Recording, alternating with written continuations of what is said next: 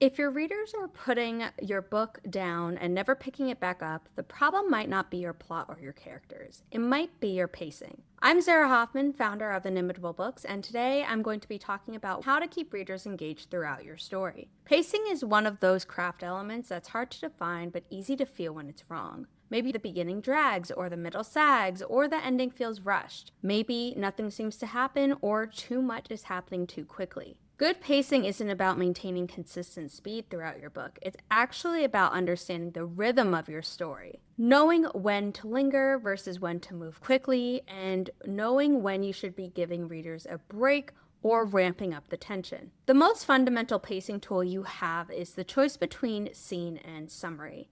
Scene is happening in real time. You are writing dialogue, showing action, and providing sensory details. Summary, on the other hand, is fast. It can cover weeks or years in just a few sentences. Most books are made of scenes, but sometimes you need to summarize something.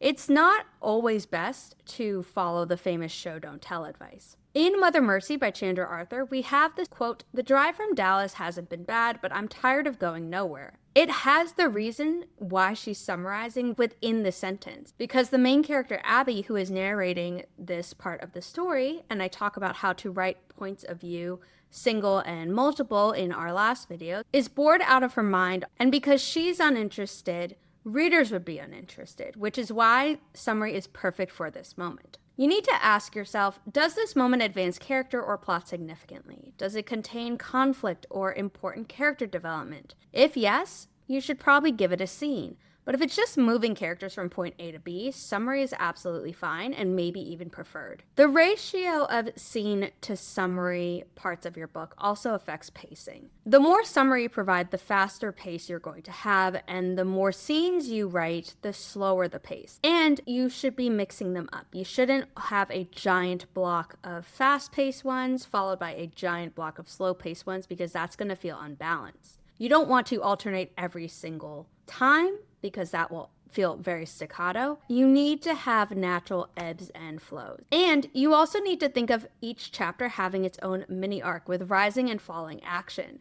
So you should vary your chapter endings so they don't feel repetitive or monotonous, which is another pacing killer. You can end some chapters on cliffhangers or revelations, and others on moments of quiet reflection. In Thanks for Watching by Kay Kavanaugh, she is juggling 11 point of view characters. But if she had written uniform chapter lengths for all of them, it would feel monotonous and boring. Thrillers need to have forward momentum throughout. Technically, all stories should have that, but it's especially true for this genre. To mix it up, she has longer chapters, shorter chapters, and even some chapters that are only a sentence long. This variation keeps readers engaged because they never quite know what's coming, and it helps create the urgency of the story when needed versus deeper exploration into her characters who are all awful people but are fun to read about. So mix these elements of how you end your chapters and the length of your chapters strategically to create a diverse experience. Your sentence structure also affects your pacing. Short sentences, like short chapters, speed things up, whereas long, complex sentences slow things down.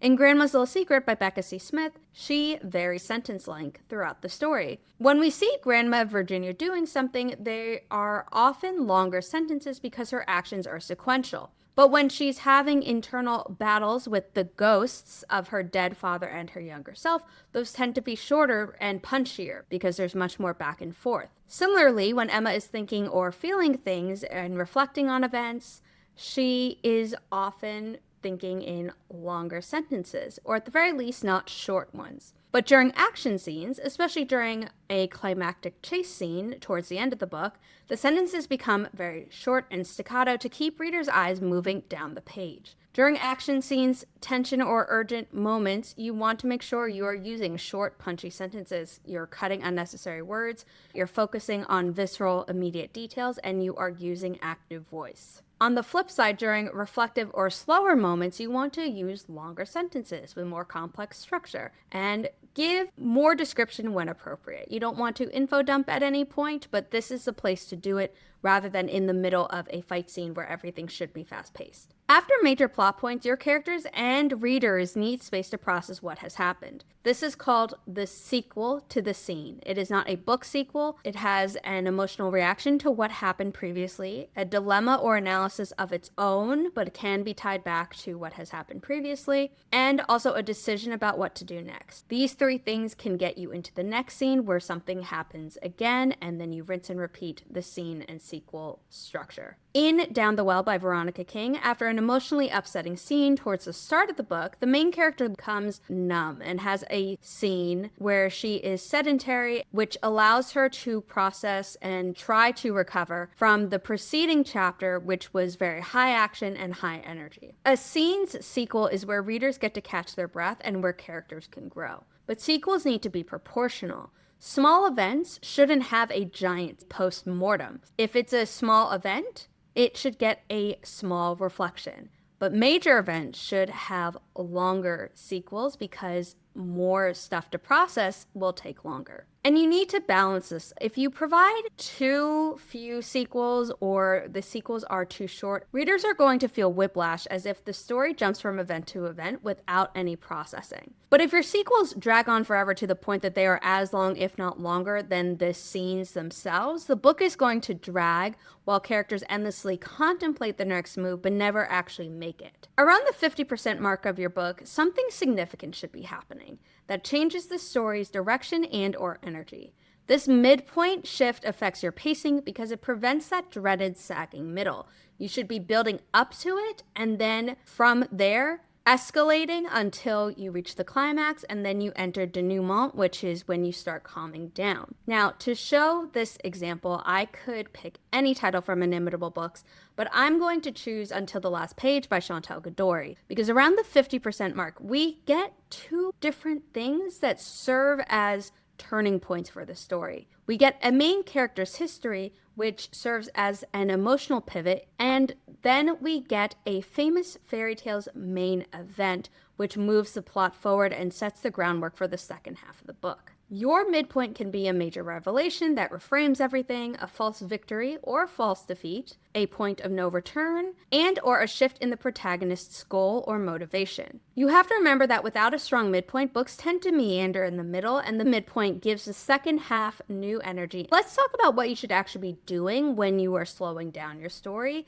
especially if it is going too fast. Slowing down is great after an intense action, before a major confrontation, during important character moments, although if it's in the middle of a fight scene, that's probably not the best time to do it, and also at the resolution of your story. These moments of slowing down should still serve your story. You're not stopping the momentum, you're just changing up the pace to keep readers interested. Even in these quieter moments, you still need something to happen, and that is normally character development and potentially important information being revealed that then affects the rest of the plot. Here's how to tell if a slow moment is intentional or an accidental drag. Intentionality means that the scene still has a purpose, it's building towards something, normally an emotion, tension, anticipation, or understanding for the reader and the characters. If it's an accidental drag, you're going to notice that nothing is actually happening during that period. Characters might be going through motions and doing things,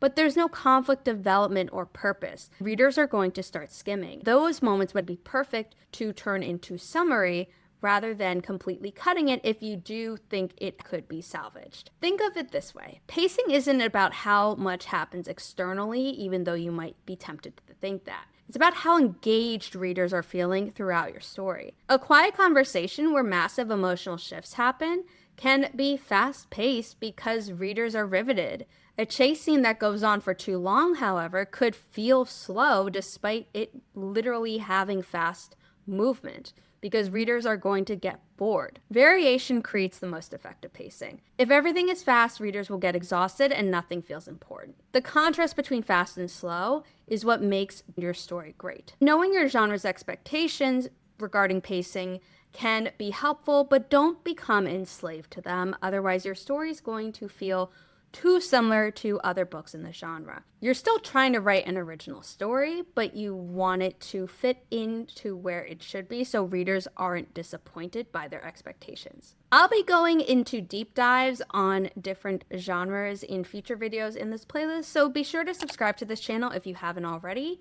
so you don't miss those when they come out. But let's talk about some pacing mistakes that I've seen frequently. Starting too slow. Your opening needs to hook readers quickly, and starting with something that is happening, an action, an interesting situation, a compelling voice, or immediate conflict is great. Starting when someone is waking up and starting their day normally isn't interesting enough, and you should be starting later when something interesting actually happens. Maintaining the same pace throughout. In a lot of things where we talk about pacing in real life, outside of writing, pacing is normally about staying consistent. But if you do that in writing, it's going to get boring. Variation is crucial. Don't rush the ending. Giving the climax and resolution the space they deserve is imperative to having a well-structured story. Don't cram the climax into 3 pages and then jump straight to an epilogue that happens a year or more after the events of the main book.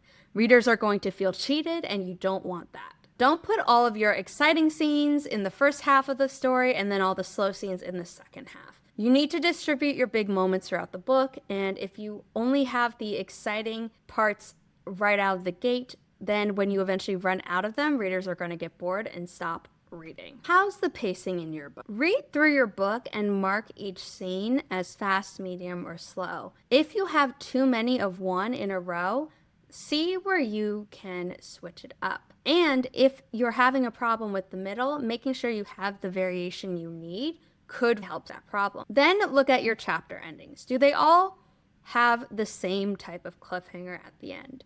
Do they all end on a happy note? Do they all end on a sad note? If there's no variety, go in and add some. Check your midpoint. Does something significant happen there? If not, you have found a big problem in your pacing, and you're going to want to fix. Track your major plot points and make sure that it is a good mix of scenes and sequels so that there is time for your characters and readers to recover from those major plot points, but also that you are not dragging too much with only sequels or going too fast with only action. This diagnostic will help show you exactly where your pacing issues are and hopefully give you a roadmap on what you can fix. If this video helped you at all, the Inimitable Writing Community's Query Ready course covers the importance of pacing in depth and comes with a 72-page worksheet that includes exercises to check and fix the pacing in your book. You'll learn how to map your story beats, diagnose pacing problems, and create a rhythm that keeps readers engaged.